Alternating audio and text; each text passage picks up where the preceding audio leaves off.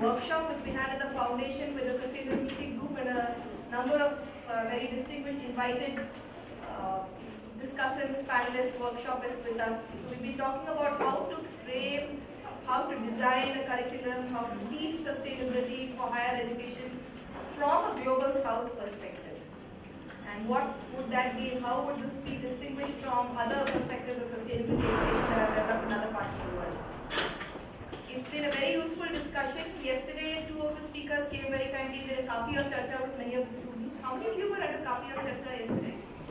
Oh, good number, that's nice. And now we have these three speakers to talk about framing sustainability based on their own experience, which has been in very diverse contexts. So the way we'll do this is about 25 minutes. So maybe 15 minutes for each speaker and 10 minutes for discussions. And once we're done with that, we have a half an hour to address the group as a, to see what, if you might have common questions that emerge from this whole theme. So we do it that way. So we'll begin with Marcel, Burstzyn. It's a great honor to have him here. He teaches at the Center for Sustainable Development at the University of Burstzyn. And as he was telling us, he's been doing this for 19.5 years, over which time they have trained over 200 PhD students and over 400 master students in sustainable development in the Brazilian context. So this is we really have a very long history of doing this, I think well before many of the other universities in the world were engaging with this issue. He has a very rich background with 2 PhDs in social and economic development from the University of Paris and in economics from the University of DeFries in France. He's been a Georgia Rufolo Senior Research Fellow at Harvard. He's worked in a variety of other places, including the University of Paris, and taught sustainability. He runs a very interesting journal on sustainability debates from Brazil, and is a member of a number of like the Brazilian National Scientific Committee, looking at issues of sustainability both from the research and the teaching perspective. So I think it's going to be extremely interesting to listen to him today. Over to you. Okay, thank you for this presentation. First of all, I will start with the acknowledgements and apologies. The first acknowledgement to this universe for the invitation, the opportunity I have to talk to you. Do you hear me? No, you don't. Right. And now? Yeah. Okay. And secondly, I should apologize a little bit. I think you have to make an effort to understand my English. And if you don't, you just raise the finger and try to explain again. Okay? And so to make this talk a little bit informal, I would like to start with first with a query, asking you a question, and then I would like to make an experience with you.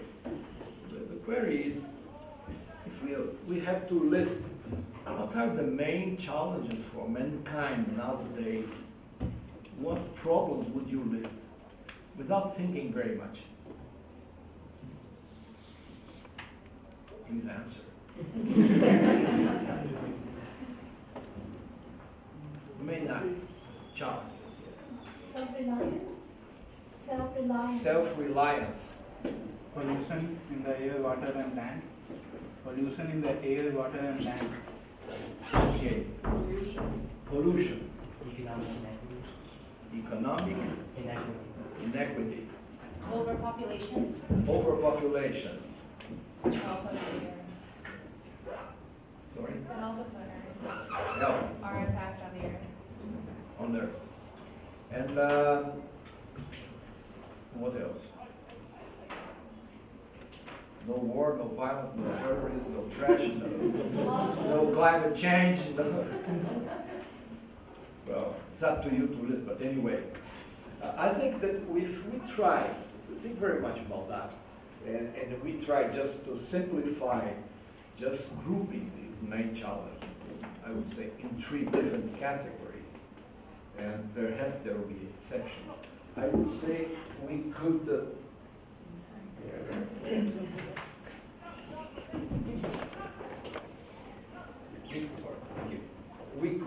keep them in 3 slots, which are, let me see if you agree with me. Welfare. The second one not very usual.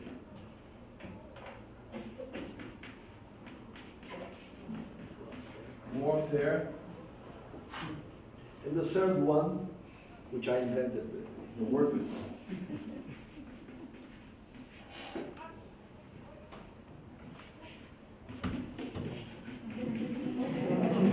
Warfare. Difficult, this list of problems you mentioned. I think we can somehow put them under these three categories, or within these three blocks of problems. Pollution, nutrition, welfare in general, social inequalities, wars, terrorism, whatever. So, these are challenges we have to face, and if we look in depth to this problem, you will notice that it's not easy. But if it were easy, if it was easy to solve this problem, we had already solved it. These are complex problems. They demand special efforts, and they demand mainly the centering, concentrating effort from different views. You cannot solve a problem such as, for instance, what you mentioned here, but HIV/AIDS is one of these main challenges. HIV/AIDS is not a problem that you can solve only within the range of medicine. It's more than that. Peace is not something that you just solve with military forces. Otherwise, we would have already solved this problem. So this means we have to make efforts to join people with different competences, people from different training, people from different disciplines. So interdisciplinarity is a very important issue.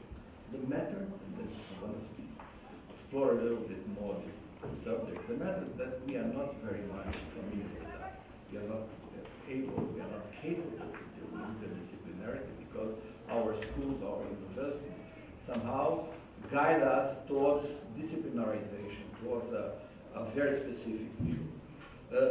I would like also to try with you an experience, if you accept it. I would invite you to, all of you, to cross your arms.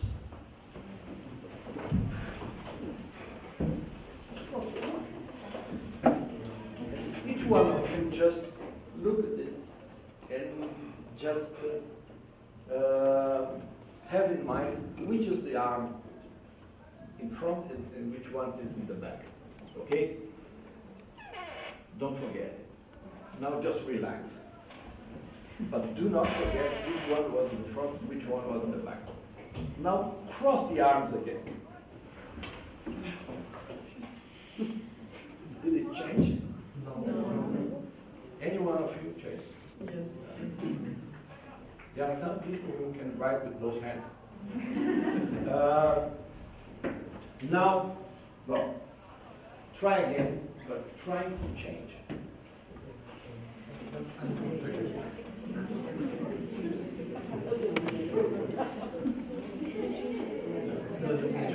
You will succeed. Take some time, but you will succeed.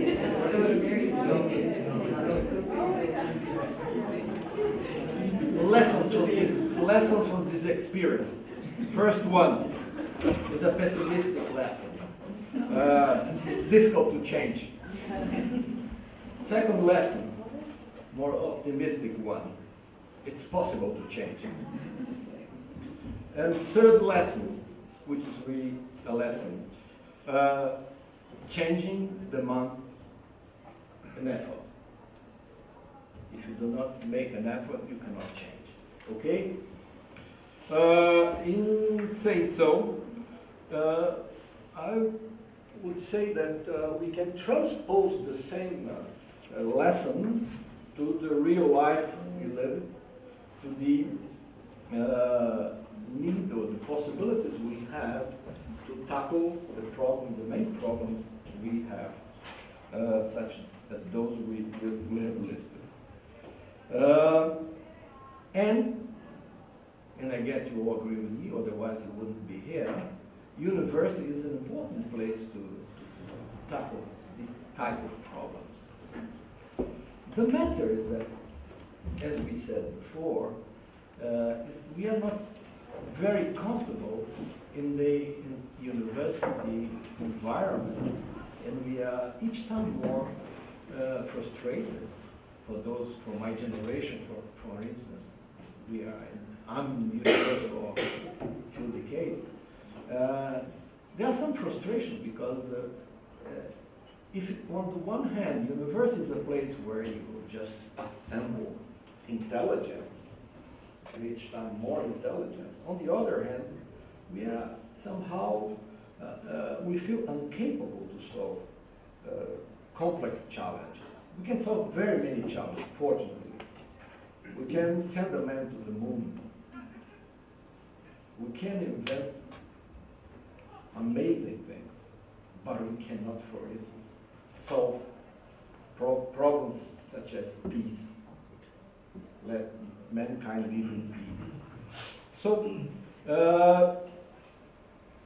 one of the main aspects that I think is important to have in mind is that if we consider the way university evolved, university is a very interesting institution.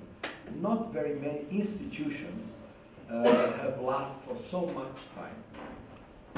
University exists for almost 1,000 years. But along this 1,000 years, the university has evolved and changed quite a lot. In the beginning, university was something like, there was not this word that we repeat so many times, discipline. University was a place for universal knowledge. So people used to go, very few people actually, literacy was something very restricted. People used to go to university to learn law, to learn theology, to learn medicine and natural sciences. All of them, not only one of these disciplines, if you can call so. The matter is that more recently, the way university evolved was very much related with the way our society evolved. Because for the last 200 years, instead of just doing at the family level, doing most of satisfacing most of the needs of the family, within the family itself, people used to plant and produce their main necessities, the goods necessary to satisfy their main necessities, their main needs.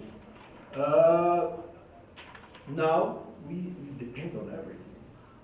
We work, we get our salary, if so, and we go to the market to buy whatever. And university is a bit like that. It's very much specialized.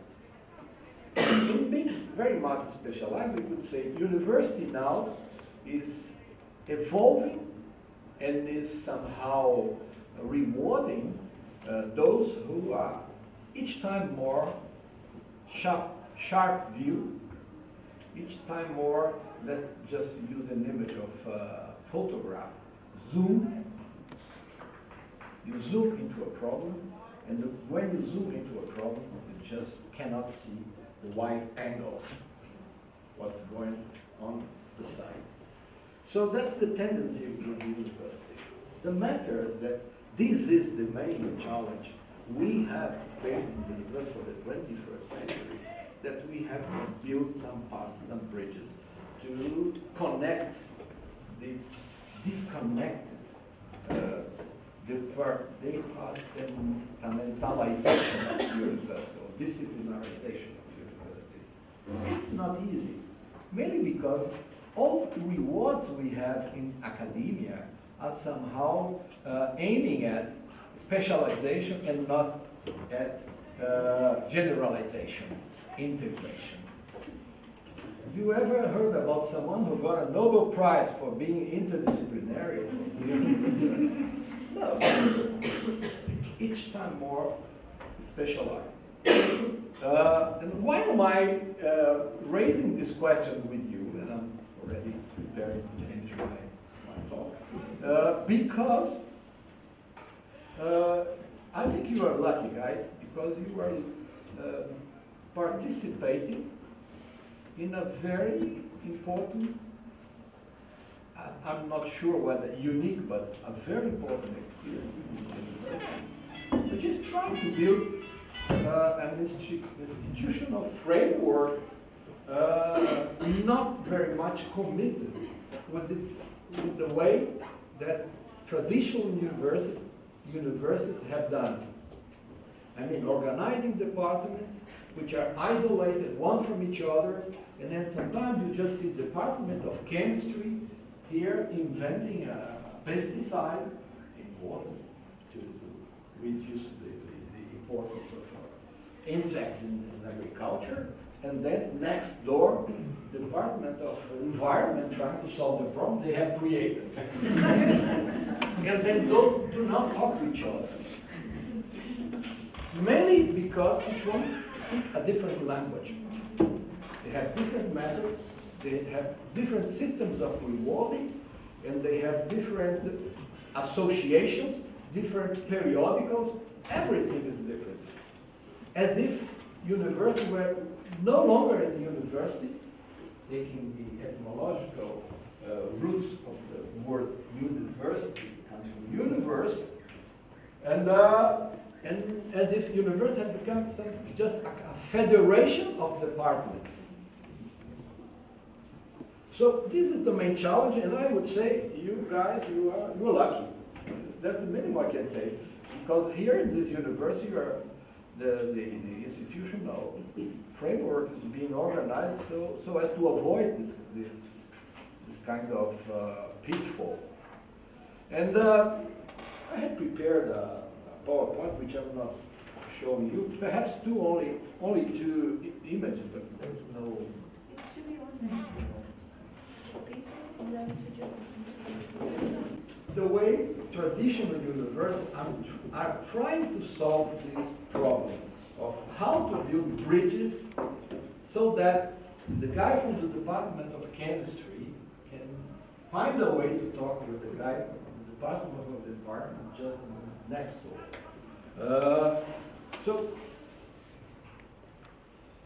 one, it's blurry, but anyway, this red ball is university, this green ball is university. And traditional universities are organized in a way that you have several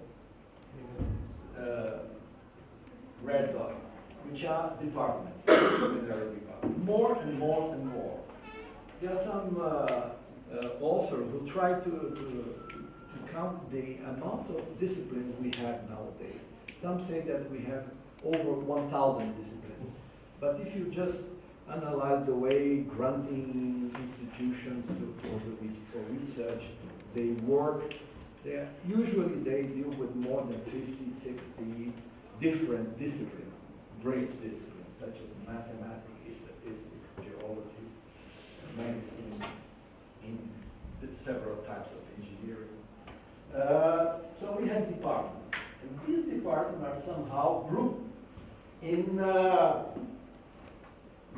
depending on the university, you call it department. Institute of Social Sciences, then you have sociology, anthropology, political science. Institute of Technology, so you have several types of engineering.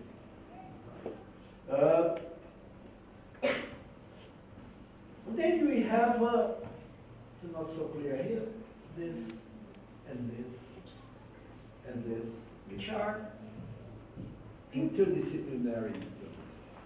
And interdisciplinary units, you can sometimes find them within one group of departments.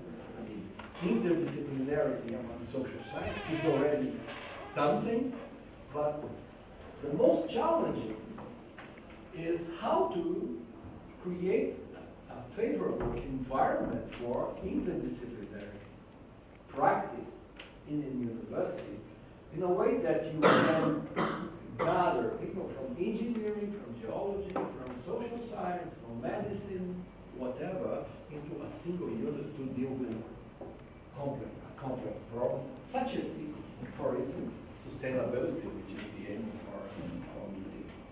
Sustainability is a problem that cannot be tackled unless you find a way to join people from very different training, very different backgrounds. So if universities are not capable to face this type of challenge, we had to dig away to make it viable. So the way traditional universities are doing is somehow like that. Apart from keeping in these departments, they are very important. The sharp analysis, the zoom is important. But this is not the only way to promote the advancement of knowledge so that we can solve very complex problems. So the way we are finding, I think, are just organizing some spaces like that. Interdisciplinary units could be a center for sustainable development, could be a center for peace, and things like that. I know there are people here from the debate about gender. Gender is also quite a challenging problem which cannot be solved within the range of a single department, in my view. So this is one of the images I would like to show you. The other one is how can we find these people to operate this strategy? So I see three types of faculty. The first one is the most common one, is the red. People who are somehow allocated into departments. So a researcher or a professor in geography, in the department of geography. This is usual. Has a single appointment. The second type of person of faculty is the green one, joint appointment. It is starting to be implemented in many universities. So that someone, this is my case for instance, I belonged to one department in my university. It was a fight to get my liberation to work like that into an interdisciplinary center. So I had one foot into one department, by then sociology, and another foot here. It cannot be very far, otherwise the foot, you have not the other to be in those places. And the third type of faculty, which is quite new, is the interdisciplinary faculty. Someone who is already with a single appointment in an interdisciplinary center. Usually these people are people with more experience, people, of course, someone with a background coming from one of the departments. So the way this system works, in such a way that there is a kind of circulation. Even those who are not connected with interdisciplinarity, they are very important. They are important indeed, the red ones. They are important because they share experience with the green ones. And the green ones, they go from here to there, and they come back bringing novelty to the world. This kind of oxygenation is very important to the university. So this is the way, in just a few words, this is the way we have to somehow build in order to get to spaces within the university to solve this type of problem. And I guess this is not a problem for you. hopefully, because this university is already been structured in order to avoid this type of pitfall. And say so, I say thank you very much. If you want reference, there will be some here about this subject. And excuse me for extending my time, but exceeding my time. But the density of words per minute for me is less than for my friend. Questions? We have about 15 minutes for questions and then we can move over. 10 minutes for questions. No questions. This model is being applicable when there are enough number of teachers, or you can have to adopt a lot of teachers in the system to work for, because you want some agent which actually goes to interdisciplinary and some agents, like that same agent should remain with the that one. Like that, yeah. Yeah, so it actually add on the cost of functioning of university, or do you think so? Sorry, I didn't catch it. The faculty is required in this model is more, Yeah. because you have to have a joint appointment. And for that, there are already university are facing a crisis of faculty. So for this system to work, it requires huge pump of human power and manpower. So then how to do it?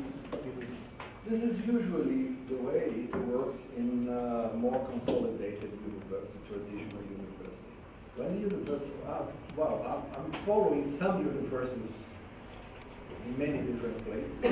And I've seen that in, if you take, for instance, a very traditional university, let's say Harvard, or let's say University of Paris, Sorbonne, which are universities that exist for Harvard for over 350 years, and Paris for over 700 years, 800 years. So these universities are very traditional. Any kind of shift is very difficult.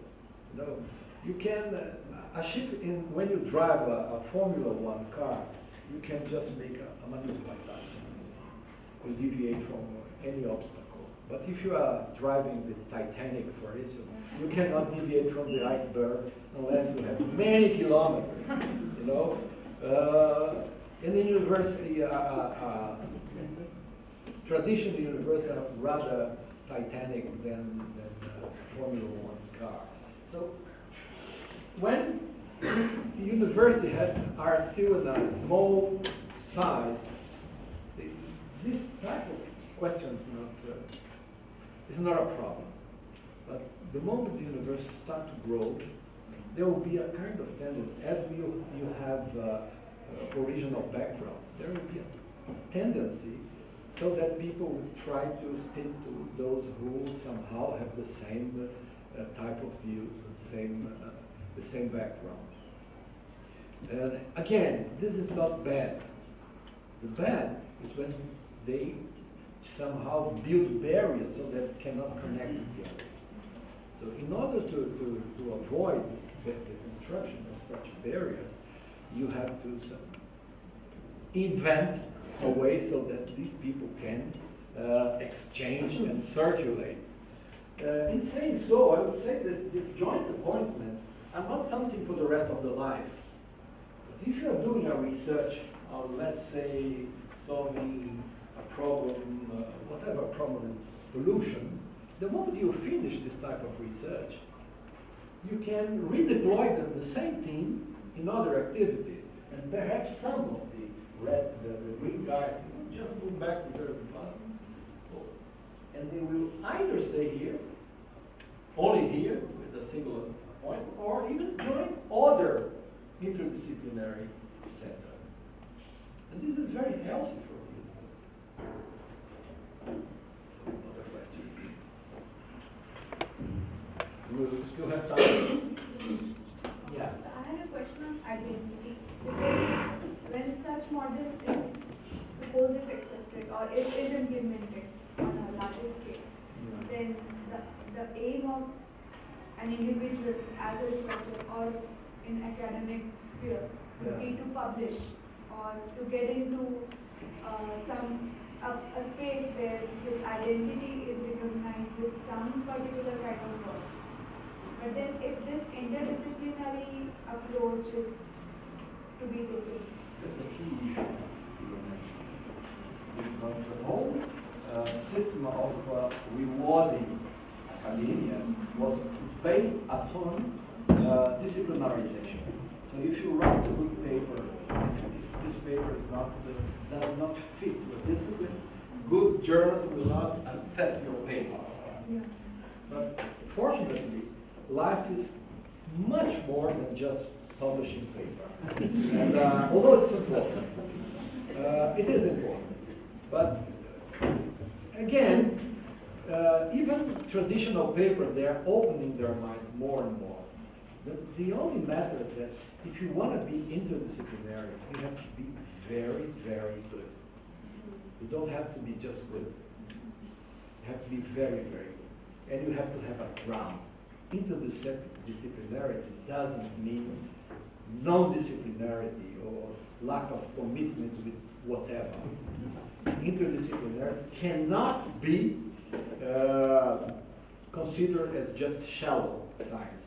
It's not shallow. Interdisciplinarity has to be very serious. So a ground is very important. Methods, quality of your work, the integrity of your research is very important. Then you're going to find a place to publish your paper.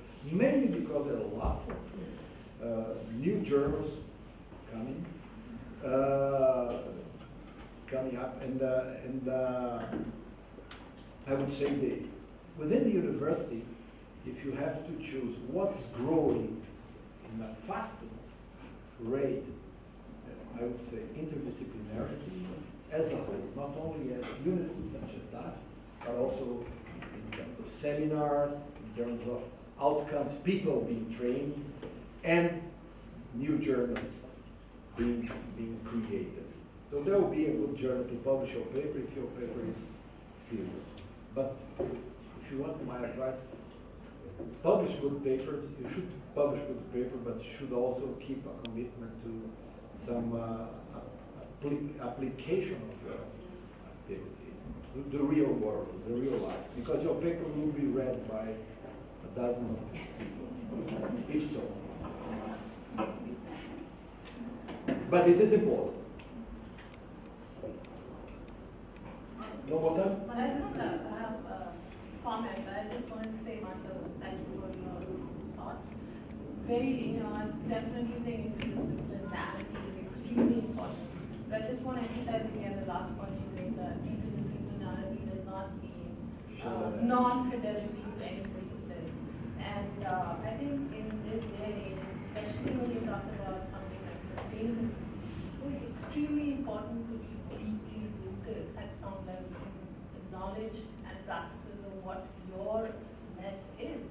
Because just to give an example, recently at a conference in Turkey, again, this is not against any discipline or anything. There was a person, a brand management person, trying to talk about using Immanuel Kant's critique of pure reason to help brand building. So I would really like to believe that they've read Immanuel Kant.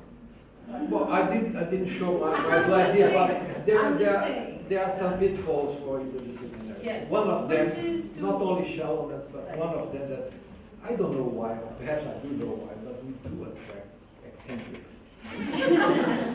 So I just want to say that being rooted in a discipline and having a universalistic outlook from there is really vital. This is a message I would like to leave to you. Being interdisciplinary, already being interdisciplinary is quite disgusting. Because I would say there is no such a thing as an interdisciplinary person. Processes are interdisciplinary. Teamwork are interdisciplinary. A person, you come from somewhere. You have your background. And you have to have a kind of ground. Even if your ground is much broader than the grounds my generation had available. But my generation perhaps either to study economics or sociology or law or whatever. Now you can have a kind of combination of things which are much better, much up to date. Yeah. So in your experience, like when university like ours, it's just about 5 years old, when we are attempting to build an interdisciplinary in all our programs. Other than the fact that we have to kind of break with the tradition, what do you see as the most significant challenges when we put this into operation? In working, in building interdisciplinarity in all our programs, what do you foresee as big challenges? Not being shallow. I'm getting. Not being shallow. Okay. So it's more difficult being interdisciplinary than just joining a discipline. In saying so, there are lots of other challenges behind that. As for instance, how to communicate to people with different backgrounds. Why? Because we are educated not to communicate to others. If you read the instruction for a medicine, just buy a medicine, and if you read the instruction, you won't understand anything. They don't say headache, they say cephalia. Why? Because each background, each discipline has its own jargon, and the jargons are really not to be understood by outsiders. So building a common language is already quite a challenge. And after building a common language, you need other things, such as methods. Which are the good methods to work into interdisciplinary issues? Sometimes you have to make a mix, a combination of methods imported from various disciplines. If the main subject you are dealing with is mostly health problems, perhaps some methods which are used in medicine will be more adequate. But if you are dealing with the social issues, perhaps social science will provide better methods. And other people who are working the same thing but do not come from the social science, they will have to cope with. So there are some challenges like that. That's why I say it's easier staying. If you don't want to have trouble, you just stay in the department. Okay, but if you want to save the world, or if you want to face complex problems, you have to make a double effort to find a way to work with these people. And the other thing is that leadership. Who is the leader of this type of team? It will vary according to the focus. If you are dealing with a problem with such as HIV/AIDS, probably a leader will be someone dealing with public health or medicine or something like that. But if the problem is climate change, perhaps the leader will be someone with very much knowledge on climate. So it changes very much according to the focus you are working with. And once finished the activity, I'm talking about research, but I will talk about courses as well. Once finished the research, or single research, you can easily just dissolve the team and redeploy these people within other activities and reorganize these people to face other issues, and then the leadership can change. Thank you. This is funny as well.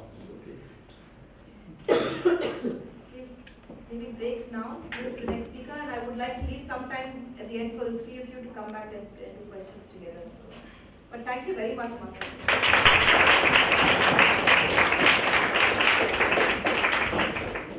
Thank you. It's with great pleasure now that I introduce Professor Ruth DeFries. About the university here and this fantastic opportunity that you have. Really, maybe you see it every day, but for me coming in and seeing the vision and the building of a new institution like this has just been really absolute fresh air. So I'm very grateful to be here. The theme I want to cover in my few minutes here is, what do we mean by sustainability? And the answer I'll tell you right now is, I don't know. And nobody knows. And if someone tells you they know, they're either not being truthful to themselves or they're not being truthful to you. Because it's a work in progress. What do we mean by sustainability? So how many of you think that we live in a sustainable world? Let's see. How many of you think that India is on a sustainable path for development? How many of you think Bangalore is on a sustainable path? No? No. Now, think for a minute, what would that really mean if the world, India or Bangalore, were on a sustainable path? How would you know that? How would you recognize that? What would you see outside?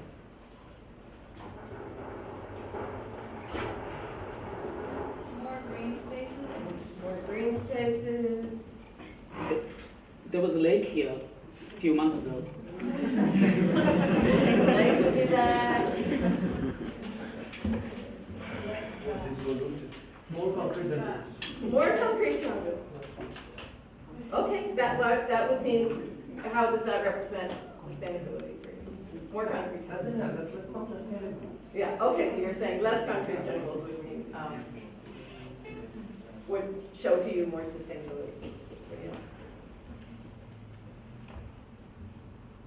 Use of renewable and clean sources of energy in regular And renewable energy sources, sustainable energy sources that can also provide people with enough energy.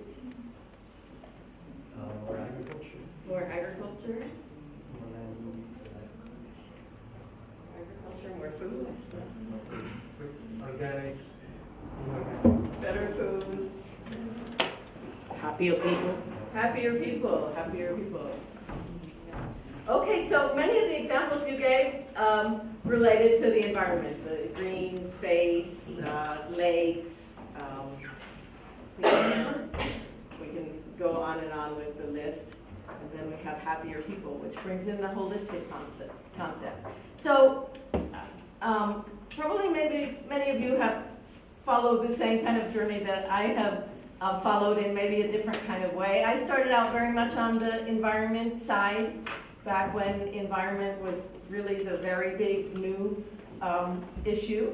And it took me a long time. You know, I came from the environment and thinking the environment was the most important thing. The lake out there was the most important thing. I'm not saying that it's not important, but it's also important. I don't know what building is coming up there, but whatever building is coming up there, it's also important for some reason. People need a place to live, people need a place for their universities. And I worked on tropical forests. Who doesn't love tropical forests and want to save tropical forests, and conservation, biodiversity, and all of these issues. And spending more and more time, and India has been really pivotal for me in this, is realizing that the environment is important, yes, but so are happier people.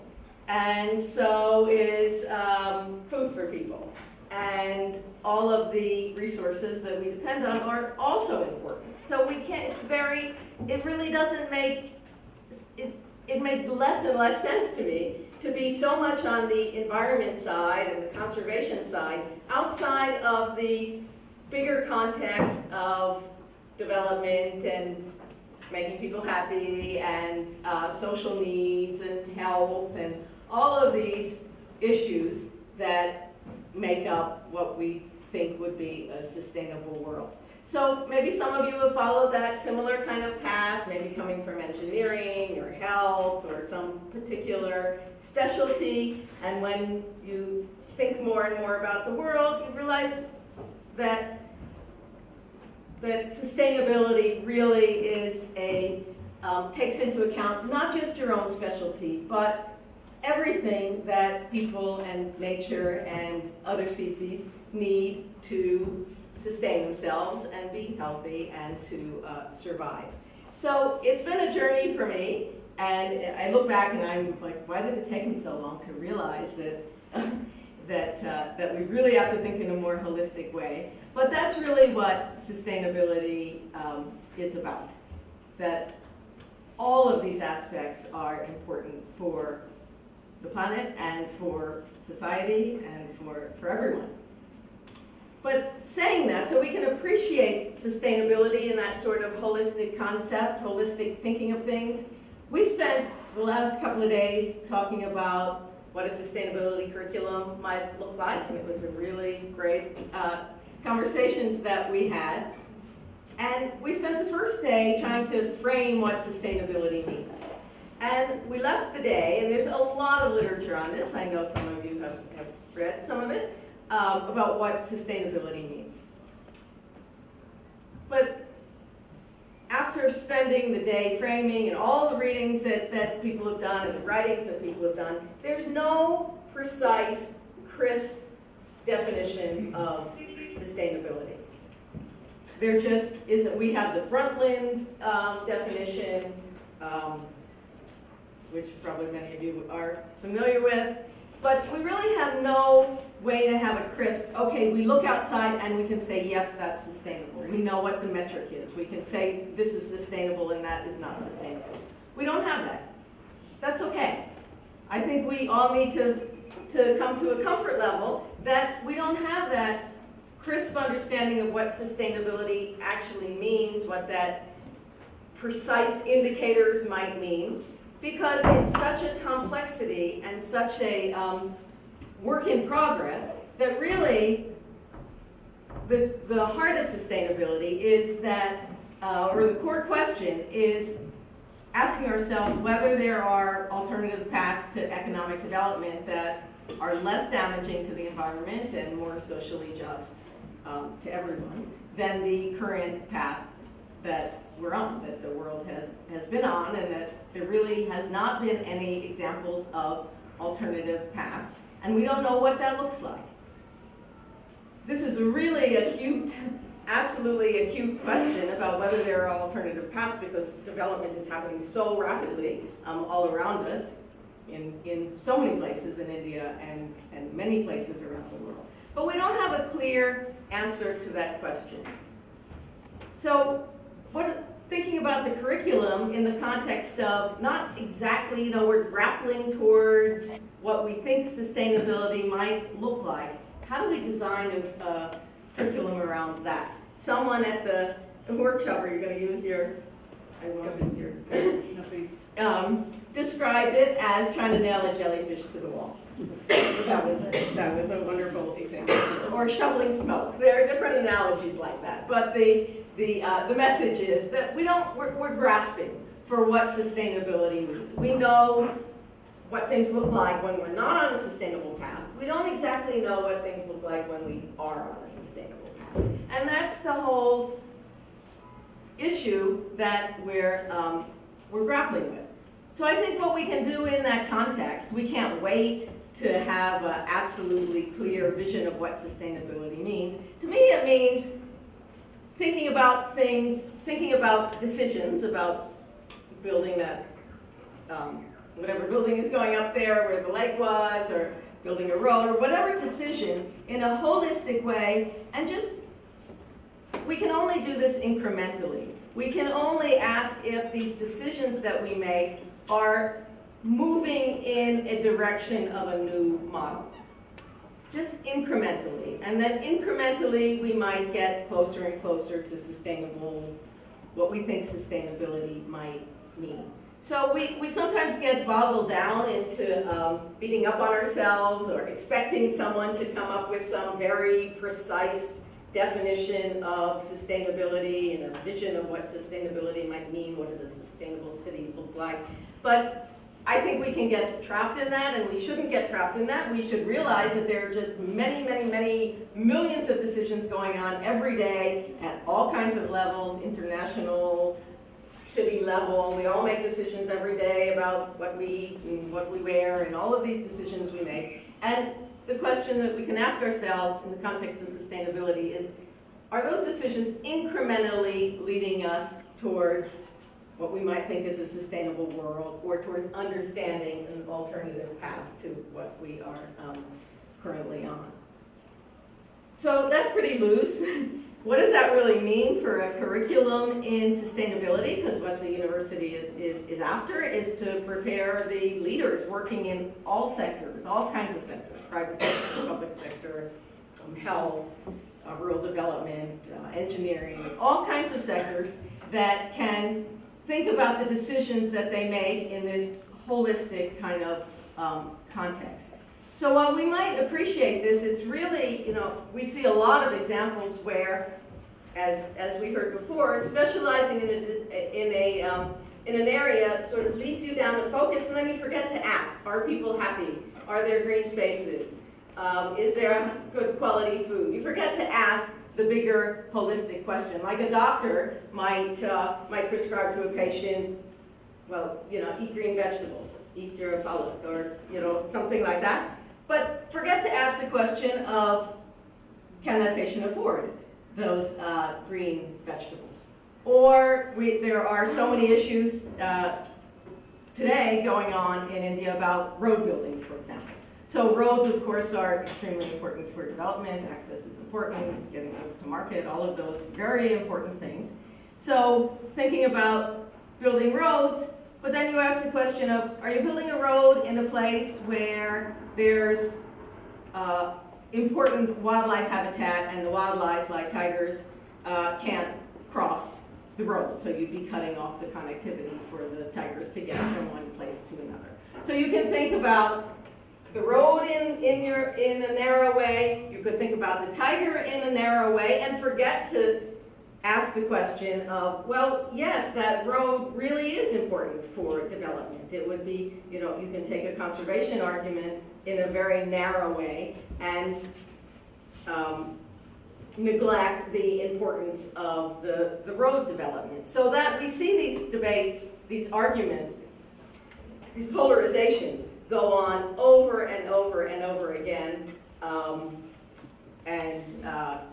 And what we're trying to get at in a sustainability curriculum is to prepare people to ask those questions, ask about the bigger system, ask about how decisions affect not only that individual sector, but other sectors as well. The conservation has to ask about the importance of roads for development, and the road developer to ask about the importance of the road for conservation, or how to mitigate the negative impacts. So we're just kind of grappling towards this, and it all relates to the notion that we live in a very, very complex world, and these problems that we deal with, even if they might seem simple, just build a road seems simple, is really all of these are wicked problems. Have you all read about what a wicked problem is?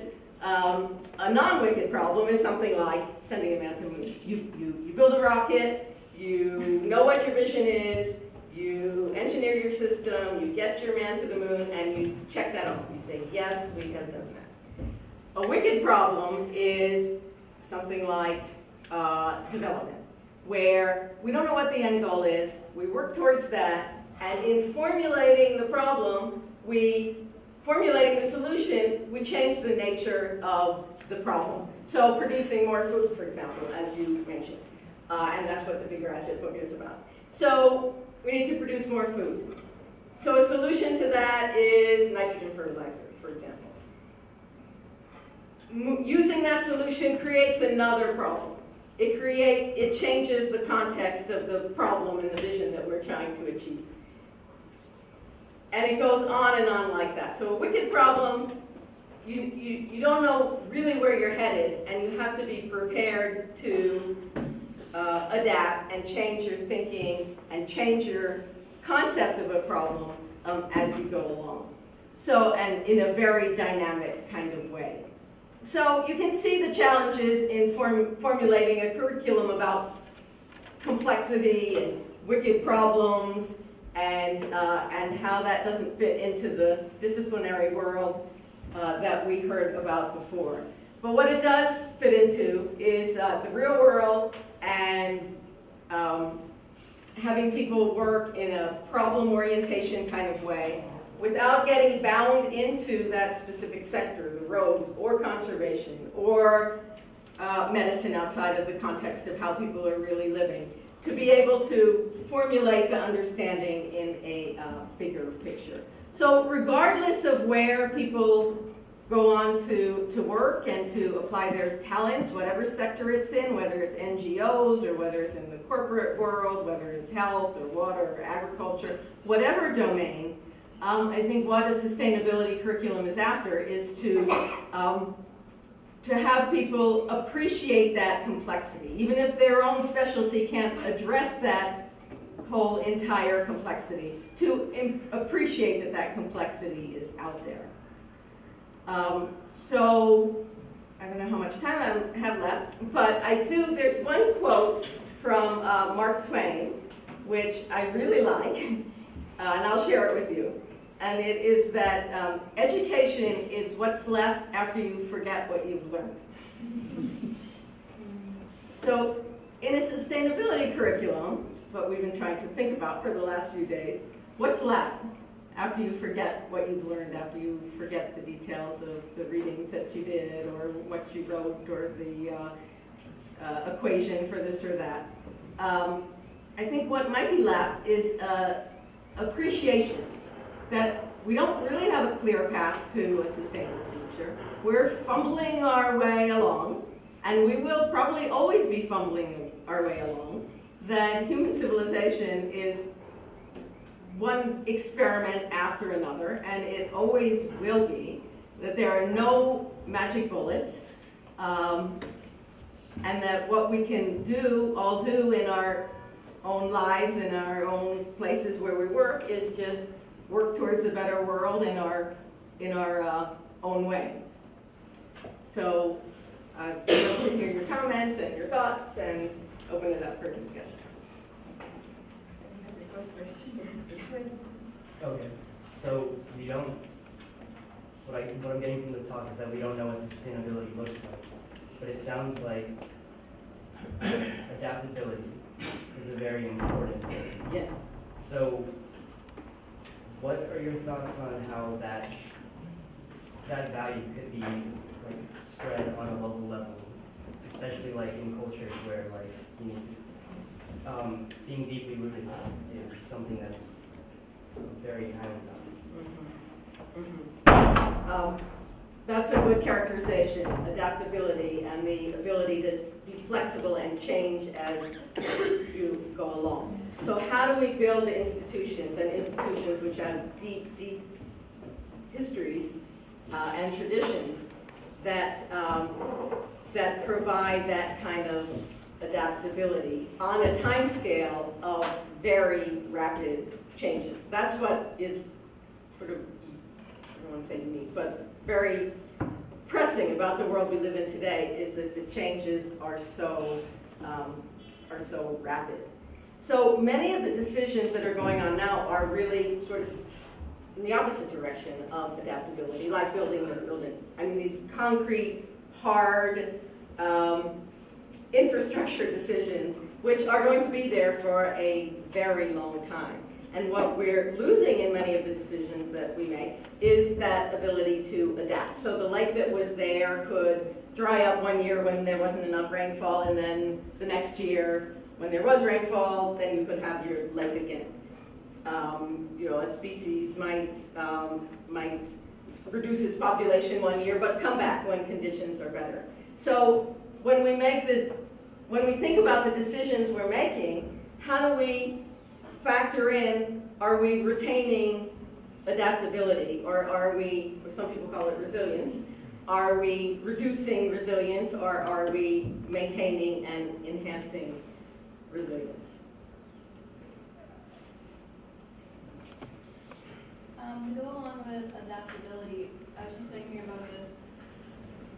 What do you think about enhancing or advancing global disaster relief as one way to improve sustainability? Yeah, there's a very, one of my colleagues at Columbia University works on disasters, and I've learned so much from him. It's a very, very interesting literature about how disasters and the frequency of disasters has so much to do with development. So if disasters are too frequent, droughts or earthquakes or some kind of disaster are too frequent,